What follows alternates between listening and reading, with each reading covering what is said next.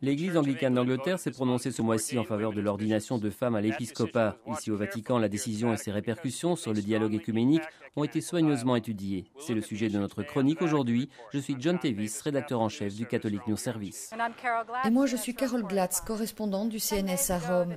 Il y a 10 jours, le synode général de l'Église d'Angleterre a voté pour l'approbation de l'ordination épiscopale des femmes à partir de 2014. Il ne s'agit pas d'une décision finale, car il y aura un autre vote dans 2 ans.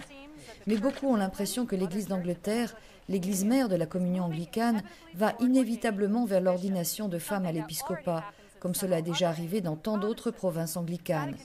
Pour le Vatican, c'est un nouvel obstacle important au dialogue œcuménique. C'est vrai, au Vatican, cette décision est vue comme une fracture avec la tradition chrétienne. On affirme en particulier que les églises du premier millénaire, catholiques, orientales et orthodoxes, estimaient que seuls les hommes pouvaient être ordonnés prêtres et évêques. L'ordination des évêques pose un problème particulier pour la future communion entre catholiques et anglicans, car il ne peut y avoir de communion sans la reconnaissance du ministère épiscopal. Donc le dialogue se poursuivra, mais sous un nuage.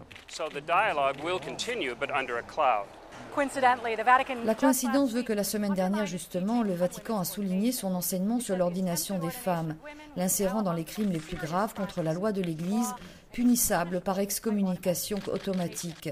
Leaders anglicans et catholiques avancent donc dans des directions opposées.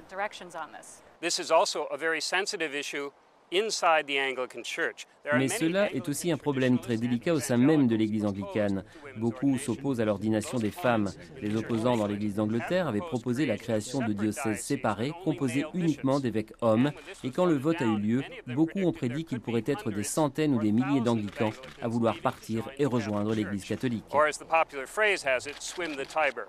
Il est donc facile de comprendre la nouvelle formule annoncée l'année dernière par le Vatican pour accueillir dans l'Église catholique les groupes d'anglicans en rupture avec leur Église et leur permettre de conserver quelques-unes de leurs pratiques spirituelles et liturgiques. Quelques responsables traditionnalistes ont déjà eu des échanges avec des officiels catholiques pour voir comment cela pourrait se faire en Angleterre et au Pays de Galles. Il n'est pas encore très clair s'il s'agira d'un exode en masse ou d'un petit nombre restreint.